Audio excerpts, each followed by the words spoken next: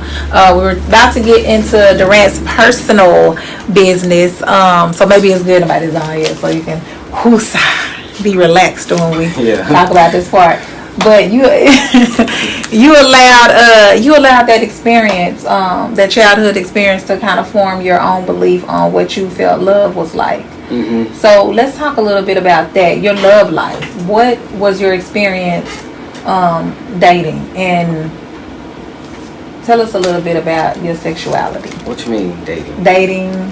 Well, do you not call it dating? Have you had a love life, a significant other? I've had a few. Okay. now don't forget. Now you done told me that you was gonna be open. So let you know. We have company. I didn't want to be. Nobody's watching now. So what was your experience? Have you ever fallen in love? No. You never fallen in love? No, I've never. But a lot of the times I've blocked that stuff out growing up, and even while we were doing theater, it was just more focused on what I was trying to do with my life and my career. So I kind of blocked that in the background, and so a lot of years I didn't even talk to anybody at all.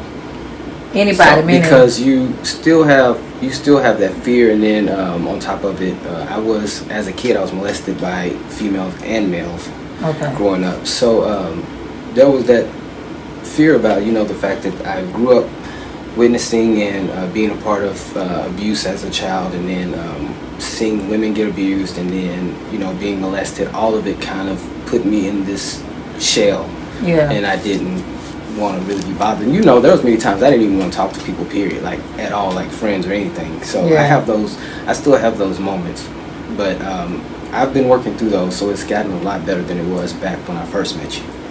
So I mean, to save a little time, because I did talk with you a little bit, and I did talk with you a little bit about what your experiences were in terms of love life, and you told me that you had like 4 situations to where you were talking, or you were being intimate or kind of serious with somebody, but you did not fall in love.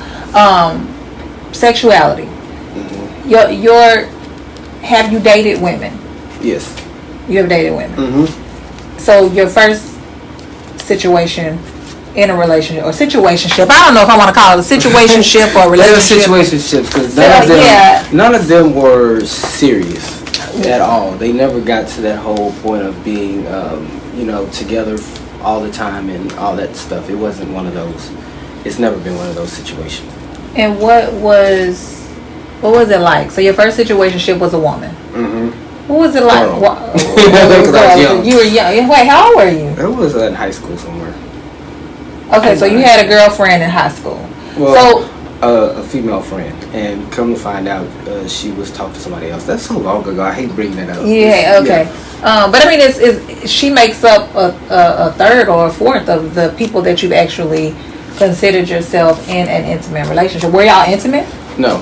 Y'all were not intimate at all? No, that's not one of the 4. So she doesn't. Okay. That was none of the 4. So I have dated girls up until around the time I met you. Okay. So the time you met me, you started. You just kind of. Were you still dating women, or you just kind of saying, you know what, I'm over it? I was not talking or thinking about anybody. At that time, I was I was doing a lot of battling as far as my sexuality myself. So I kind of distanced myself from all of that, and so I got deep into church and all that stuff because I was trying to pray it away, wish it away. Right, right. But at that time, I was just kind of I was going through a battling situation internally. So in battling, you were battling with, like, we're going through like an identity crisis, or like trying to figure out. Everybody kind of was assuming it when we were doing the first show together. So it's kind of followed my whole theater career, even though pretty much everybody in theater they assumed, but they didn't know because you never came out and told a majority of people in theater are gay, so it's like and you can 99.95. I don't know if that's an accurate statistic because you got a lot of men in theater that are, you know, and a lot of women that are. Well, some of them they say they are. Some of them believe they are. No. So I mean, what actually have you come? Let me fast forward a little bit. Have you come to the realization? Are you now confident in your sexuality and yes, who you are and what you are and what your preference is in terms of? Yeah, but I don't really get into. I don't stick into that situation because this is like me, and it's like this much of me. So it's like a 10% thing of my life because interesting. So I don't. Well, I really don't. I don't like labels, but yeah, I do date men. So you date men, and you're confident now in dating men. Like yes. You're confident with your. This is me. This is how. Do you think that's how it's gonna be? Indefinitely. Sorry, Vina, we got cut off, but we started it back up, and we started from where we stopped. So here we are. We're talking sexuality with Durant. Never mind my bases. Now, I don't know how it's gonna be, but right now that's what it is. Yeah. Right now that's what it is. Mm-hmm. Okay. So, and I do have to reference our conversation. Okay. If you don't mind, because I know you were talking to me about the reason why you didn't come. Because I mean, for everybody that's watching, everybody that will be watching, me and Durant have we've been friends since 2006. Yeah, since my children were like 3 and 4 years, 3, 4, and 2, because they all stir steps. 5, they're in there now. My oldest is 19 years old. Wow. So we've been friends for a pretty good while. There was a time when we lost touch for a few years. We did lose touch, but I've never known for Durant to. I never and people say. People always make little jokes and girl, you blind or you naive, you gullible. That was a blind moment, and I don't know because I've had people say things and I've had people insinuate, and I'm like, no. People have made bets, and I'm like, no, he's not. No, he's not. No, he's not. No, he's not. Really? No, he's not. Yeah, I've said that, but that concerned. So I'm honored. You know, but no, it's just but you came out and you told me, you said. The reason why you didn't tell me, all of your other friends knew, and I was thinking at first, I was like, okay, well maybe all his other friends knew because we had moments to where we just kind of were living our lives and we wasn't talking, and those were the friends that you were talking to on a consistent basis. But you told me that that was the reason. You told me that you didn't tell me because you felt like I would, look at you in some kind of other way, or I wasn't gonna want to. I was going to cool judge you, or I was like somewhat homophobic. I think that goes with every single friendship, because every friendship you have to talk to each one of them. And there's doubt in your head, like how this going to work, even though like there's some friends that I've known for 20 plus years. Yeah.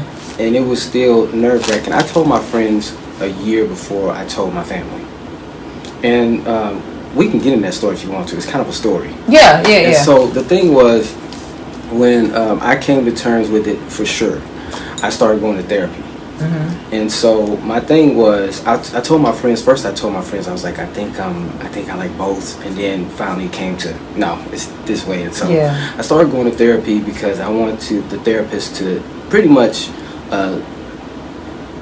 tell me something that would give me the direction of where I'm supposed to go as far as letting my family know or if I'm just going through something in my head. And so during that time I ended up getting into a situation with somebody around that time, and so we talked for a few and I say situations because it wasn't that serious, right? But that was the last situation I've been in. That was around 2018.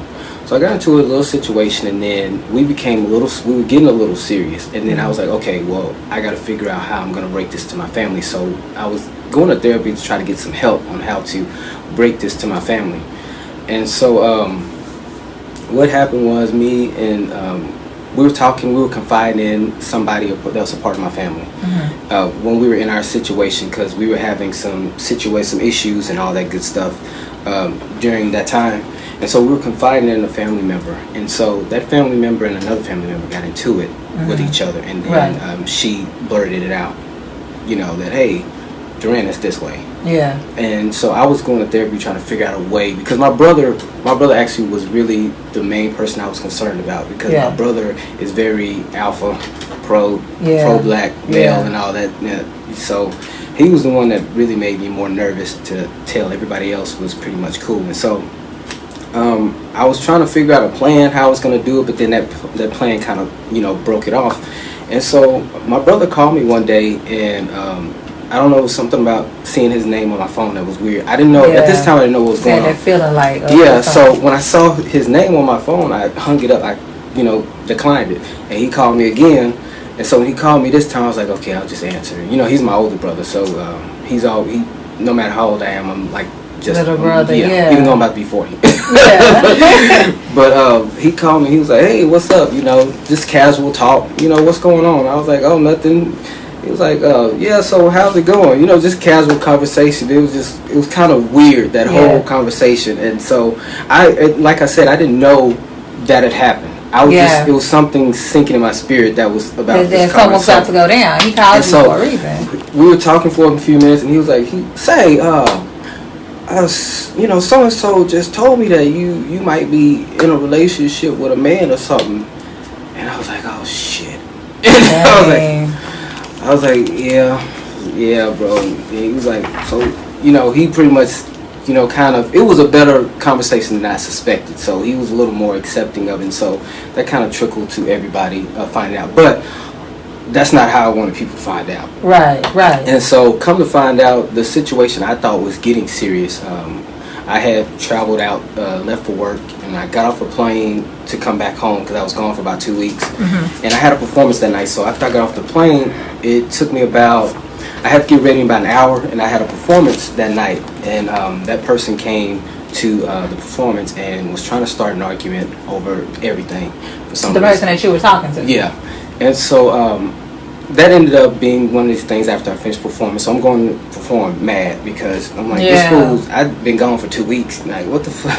And so he was like, we need to go to counseling. Let me go to one of your counseling sessions. So I agreed to it, even though we weren't talking that long. We don't need no therapy. Right. You trying to get therapy for free. That's what I was thinking. And so, pretty long story short, when we went to the therapy session, he broke it off then, and then I never spoke. He broke it off in the middle of therapy? Yeah. Because the therapist was, what he said was, I lost myself trying to make this person make Durant happy. And which, I don't know, I still don't know to this day how you lost yourself because you didn't do nothing, but just trying to make you happy. Yeah. I don't know how you trying to make himself trying to make you happy. Yeah. Okay. And so the therapist was like, just take a few seconds, after 30 seconds, it was 30 seconds. She was like, I'm going to ask you, do y'all want to be together? And you let me know. And so she asked me first, and I said yes. She asked me, was like, I just want to be friends. And so she was like, okay, no more talking. If y'all decide to become friends later on in a few months, don't talk to each other on social media, don't talk, call, text. And so at that point, I was kind of jacked up, so I was crying in the situation because one of the main reasons why I was crying wasn't because that happened. It was because I could have kept this shit a secret. That's really what I was thinking. Right, you could have kept it a secret. Yeah, so I feel like my whole life done been fucked up because of this whole situation. That's how I saw it. Because even though people were accepting of it or seemed accepting of it, I still was upset I didn't come out the way I wanted. The way you wanted it to come out. Yeah, so I felt like my life was fucked up at that point. And so I was sitting there just bawling, and then she was like, she told me this story. She was like, you're going to have a McDonald's moment one day because you just dodged the bullet. She was sitting on her knees in front of me while I was crying. She was like, one day I got into a relationship. She told me a story about her being in a relationship and they broke it off, and then she went to McDonald's and ate fries, and then it popped in her head like, I dodged the bullet. She was like, you're going to have that moment. Yeah. That person right there. Yeah. But at that moment, so that was the actual last time I've actually been with anybody, period. And how long ago was that? That was 2008 going into 2019. It was like the first week in 2019. 19, okay. So since then you just cut off all dating? Well, I've talked to people, but I haven't been on dates. I haven't been on. So where are you at with that? I haven't slept with anybody or anything. Right. So where are you at? Don't get the top of my head. So where are you at with that? Like, you know, going on dates and starting to open yourself up again for a relationship. Even when I thought I was straight, I was always the committal type. I wanted to be the one in a relationship, like one-on-one, period. You know, one of those situations. But I don't think because after that happened, I did talk to a lot of people over the phone. It never got into in-person meets or anything like that. But I talked to a lot of people, and one thing I learned that nobody wants to be in a relationship.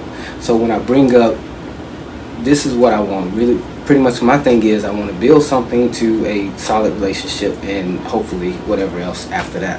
Yeah. And when you say relationship, people they just cringe, like, I'm not looking for that. Yeah, they just leave you alone pretty much, and so you just haven't been talking to the right person. You haven't met the right person yet. That's all it is. It'll come. Yeah, I don't think anybody's interested in me, right? Durant, really? No, I'm serious. I don't think so. But hey, Philip. So we're talking with Durant. Seriously, everybody that's gotten on, we'll get on later. I have 2 posts. The first video was cut short right before we started talking a little bit about Durant's personal life. We're talking sexuality with Durant. Durant is a singer-songwriter. We've talked an actor. We've talked about everything from his childhood experiences to his experiences on stage and the studio, and now we're talking about his sexuality. And I don't want to be known as that's kind of what it's always been kind of like a thing for me. I don't want to be known as a gay artist, so I don't lead with that. You don't lead with that. I don't lead with. So how do you feel now? Say 2-3 years from now, one of your singles goes platinum. I mean, and you just and it happens every day. And I tell you this all the time. We talk on the phone. It happens every day. Sometimes people just wake up one day and it's their day, and their song is all over on the radio, and everywhere you go, people know you. It just happens. Just like people, your life can change in an instant. How would you feel if you're out there, you're on the radio, and people see you and they know you, and then now looking back, they can reference this video. You can watch the interview. Durant did the interview with Durant and Alexis on the Scoop, and he's gay. He likes men. So how does that? So are you confident enough in yourself, and you're at a place to where you're okay with the world seeing you and knowing you as a artist who happens to like men or has an interest in men? I've never thought about that. And when you say it kind of makes me nervous. I mean, but I got you though. Because if you want me to, I can delete the whole thing. You know what I'm saying? It's not all of that. It's not nothing I would have, but I would hope it's something that I don't have to lead with. It's not. I hope it's not something that I'll have to explain or, make it a thing. Because when it comes down to it, no offense to nobody, but I get mostly booked for straight events. The gay events don't book me. So gay events don't book you? No, and I've tried. They just don't. Cause I don't know if it's because of what kind of music I make. I don't know. But in your music, and my music is not really what the gay people listen to. And the thing is, with your music and the other artists that I've experienced, I've listened to other music, you don't ever actually come out and specify any of your lyrics as to you're talking to a woman or you're talking to a man. You're always, in some of my songs, I say, boy this and boy that, and boy you better say you sorry. So anybody who's listening to my music, they're gonna know, well, Brittany likes men. But I've always been like that even beforehand, because I hated when people like men sing girl songs and they switch to girl. I always hated that. So I always knew back then I wanted to make music where you didn't have to. You don't know who you're talking to. For some reason that just makes me kind of cringe when somebody says, like, if a boy is singing a girl song and like, girl, you should know. I'm like, no, that don't sound right. Yeah, but most of the songs that artists sing, I have heard, in addition to you, I have heard a couple of other artists do what you do, and I had a guy explain to me why he does it that way. He has his own reasons why he does it that way. But with you, I've noticed, there's no girl this and girl I want you to be mine, and I've never witnessed. Somebody, a gay person said that they felt like I was trying to hide that through my music, and I was like, no, I don't think about that when I'm making music. Like, ooh, I gotta make a song about this first of all, I haven't been inspired to write a song about anybody. If you listen to any of my music, I've never recorded a love song. So I've had sad songs. Yeah. But I've never recorded a song. Self-motivational songs. Yeah, I've never written or performed a love song that is composed by me, because I've never been inspired to do that. So I don't know how that would happen in the future. But I just never felt the need to do it. That's interesting. You brought that up. I never noticed that either. Yeah, all of my songs, even the ones that have up beats, the lyrics are kind of sad, melancholy. Yeah. So, not to cut you off, but the Summer Fling. That's you're singing about it. Summer Fling is a song that we're also gonna when we're closing. I'm gonna play that song. That's Durant's latest hit, and I say hit. It does inspire. But is that inspired by? I mean, do you really want a summer fling? No. Because you say you don't. But when me or you were talking, you said you don't get down like that. Like no. you want to build something solid, right? Yeah. So just the fling. That was just that. That's just noise talk, right? That's kind of well. One of the things is when I was doing the whole, because this song is actually a revamp of Summer Fling from the Crash EP. Right. And so when I originally did Summer Fling, it was because all my songs, a friend listened to my songs. They were like, she was like, you need to get a happy song on here because all of them were sad. Yeah. And so I got introduced to the music for this, and the beat. The guy who did the music, he titled it Fall Fling. Uh-huh. And then when I listened to it, it kind of gave me that summer vibe, and then I just I actually did it just to be silly, because I'm like, maybe this will, they want something silly. Let me just give it to them since they don't listen to my serious shit. So I kind of did it as kind of a joke, and then I was like, okay, I need a happy song. This is happy as I could get at that time. So that's what it came out. I don't know if I would call it. It's a little freaky. Yeah, one of the reasons why it can be happy. I mean, you dance. Yeah, she one of those people. You one of those people. But when I listened to the song, because the original came out in 2019. When I listened to not listened to it, I very rarely check the statistics of my songs. Uh-huh. And for some reason, Summer Fling, Rose Colored Glasses, and the Christmas song were my top, or No Pressure, were my top songs that were listened to across all the platforms. And I was just like, I haven't sang this song, I haven't performed it, why are people listening to this? And so I listened to it after, looking at the statistics, and I was like, I could make this a little, upbeat. Yeah. So I contacted one of my friends who actually is behind this season, which is my Christmas song, and Black Lives Matter. He did that. I just sent him a message. I was like, hey, my song Summer Fling, I want to remake it. It was just an idea at the time, but I just wanted a little more upbeat. And so he was like, cool, I got you. And then I just kind of forgot about it. About less than a week later, he sent me that beat, and then I went in and I just redid the lyrics. Yeah. I added a few freakier lyrics to it, but you can very, very rarely, you can't really hear it. Yeah. So at first, I wasn't going to release it because I was like, no, I think I should be just the R&B guy, and stay away from here.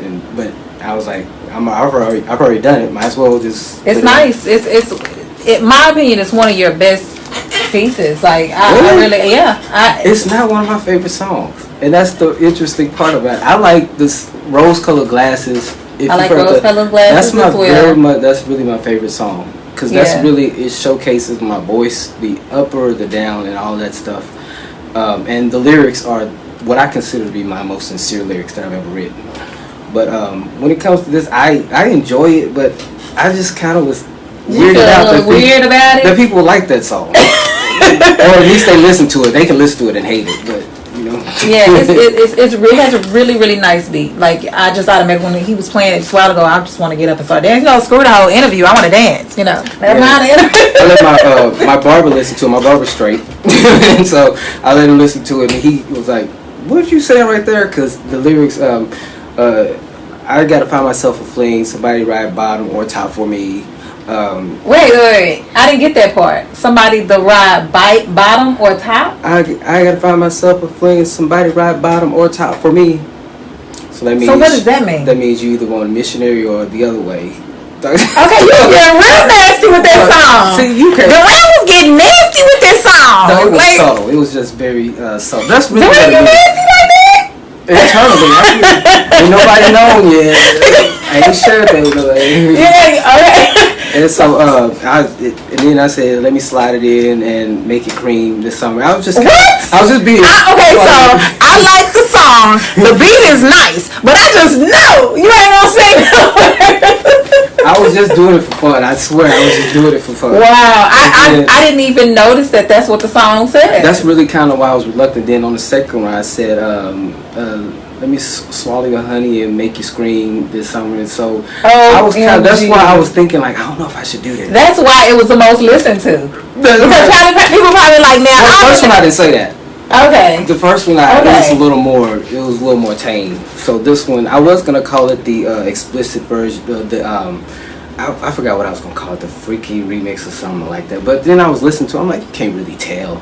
So we're going to play his Summer Fling in just a few more minutes. We're running short on time. I know we're going over, but Durant is, I have to tell you, very, very, very, very interesting. And I'm not just saying that because he's my boy, but you're interesting. Have you asked her a question? Have I asked several well-known artists that are gay, never mention who they are referencing? Yep. Yeah, I agree. I did have a guy. Okay, and we're back. So we have been cut twice, but that's okay because all three of these videos are going to be posted, and we are on just for a few more minutes. We're about to close. I know we have gone way over. Reason being, we keep getting disrupted.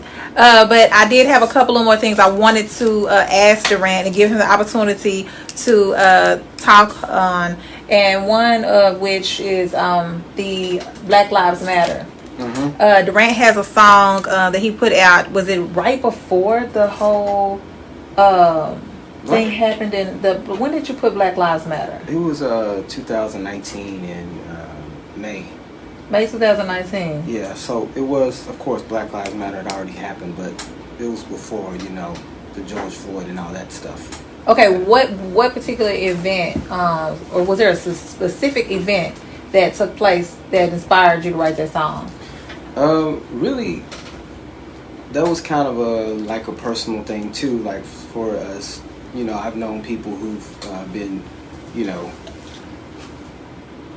in the, what do you call victim of police brutality. Yeah, I don't want to say that, but yeah, Yeah. But they've been in some situations, and it's been some situations where I've been scared for myself, and then the guy who actually produced Summer Fling Remix, Re-Vamp. So what happened actually was we met online, me and the guy who did the music. And so he had posted this beat on his page, and so at the time I don't remember what phone I had, but I could save it to my phone, and I recorded myself singing it at home.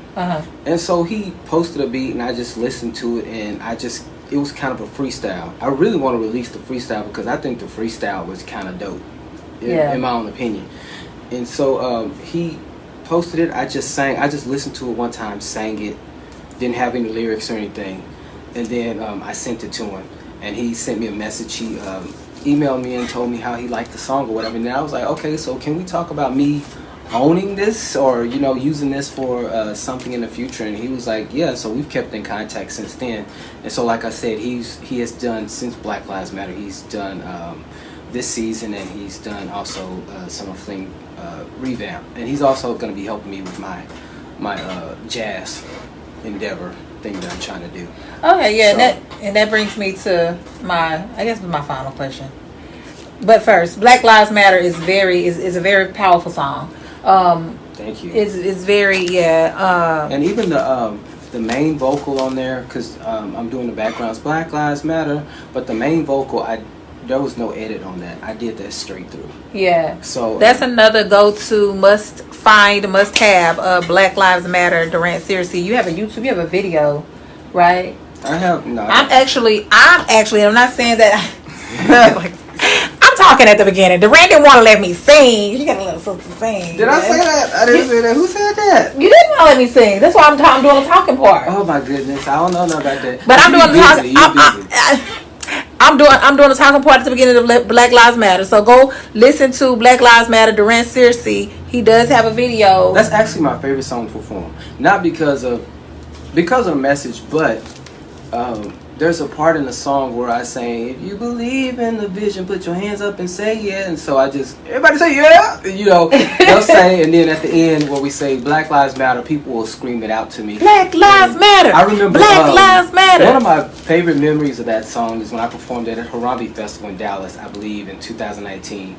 And I had a 20-minute set. It was early in the morning, so people were kind of like wandering around. Then when I got to that song, 'cause that was my last song, nobody captured it, and I'm so sad about it. I could just see people kind of stopping and then kind of gravitating to the stage and towards the end. It was like the best moment I've had. Kodak moment. It was a really good moment. And so, and at the end, of course, we were chanting Black Lives Matter. I was like, say what? Black Lives. So yeah. And you can actually hear that part on the song. I think it'll be great one day to perform that with a band and a choir. That's really one of my goals. Got yourself a band, right? You know what I'm saying? Right. Yes. So what's next for Durant? We're going to close out, and I'm going to play Summer Fling. But I want to know what's next for Durant. What big things? Right now, we're gonna work with this Summer Fling. I am gonna perform next month, and we'll have details about that on my page soon. But also Natasha Wells, who actually did No Pressure, I wrote and co-produced a song for her. So we're gonna release she's gonna go in the studio actually next month, and we're gonna finally because I've done the background vocals and all that stuff. I wrote the song for her and everything, and so she's gonna go record her vocals, and we're gonna hopefully have that out by the beginning of July. And then I'm gonna release another song after the summer, and then I hope to do like a small jazz EP. So jazz is really kind of where I want to go. I don't know, I've been inspired by listening to jazz and opera lately. So I may do a 2 or 3 song EP, a jazz EP. Just kind of scatting and So you getting ready to be busy. You getting ready to get real busy. Where can everybody find your music aside from, I know you guys can definitely go to YouTube. Durant has multiple videos and quite a few of his songs on YouTube, but what other platforms can they? I removed a lot of them from YouTube, so you have to go because I was having issues with the my money. Right. So so you can go on any other site like Tidal, iTunes, Apple Music. Just search Durant Searcy, and that's Durant Searcy, Searcy. SoundCloud, Apple, Spotify, everything. Matter of fact, just Google Durant Searcy. Who can all do that? Google Durant Searcy. Sorry, Chels. You wanted me to ask. You had a question, Chels. We done got cut off about 2 or 3 times. I'm gonna go ahead and play his last little little piece of the song that we were playing, Summer Fling, when the video. We'll be looking out for you. Sorry I missed you this time. Hope to see you next time. Alrighty, absolutely. Yeah. There needs to be a next time because we got cut off too many times. I don't know what's going on. Yeah, the devil is busy. But we're gonna. Can you press play on it? We're gonna post all of the videos that we did. I will have them posted. They'll be in order. So this is Summer Fling, and then it's actually on pre-order today. Summer Fling is out on pre-order today on iTunes. 99 cents. 99 cents. Go get this jam for 99 cents. And this is the first song I'm not really singing. I'm not really singing. This is the first song I'm not really singing. I need somebody to drop it like it's hot. Drop it like it's hot. During my song, that's all I'm doing. If you drop it like it's hot, you made me.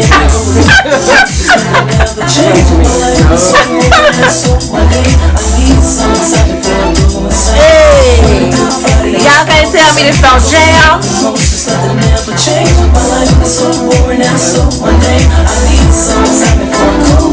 you were in club when your song came on. How did you dance? What would you be doing? You gotta do something. Let me see, how can I do this? Maybe I'll get chill.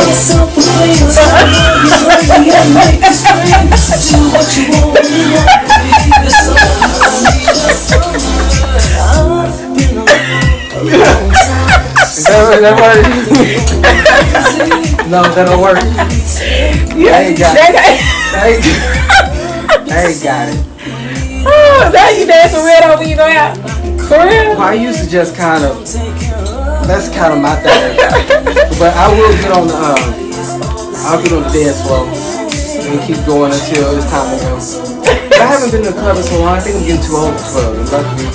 I ain't never too old. Baby, I tell you, I like to dance. Me too. Go to Apple Tunes, 99 cents. You can get the. I need to go on there and get it. You gotta show me how to get it. You can go on there and download Summer Fling. It'll be available 5/28. 5/28? Yeah. So you can pre-order it now, and then it'll be available on next Friday. So you pre-order it now. It'll be available next Friday. But here we go. Thanks for watching. Sorry for the technical difficulties, but again, the videos will be available. If there's anything that you wanted to ask, anything I missed, because I get caught up and I get excited. I know I missed a couple of things. Inbox me. About sex, or none of that stuff. He said you can ask him anything. Not no sex. Let's support Durant. You said what? Thank you, I appreciate it. Inbox me if you have to ask, if you have any questions, anything I missed. Again, Google Durant seriously for all of his music. Follow him. You on Instagram too, right? Yeah, Durant.seriously. Durant.seriously on Instagram. Love y'all. Till next time, be a blessing to someone else and be blessed. Yeah, thank you.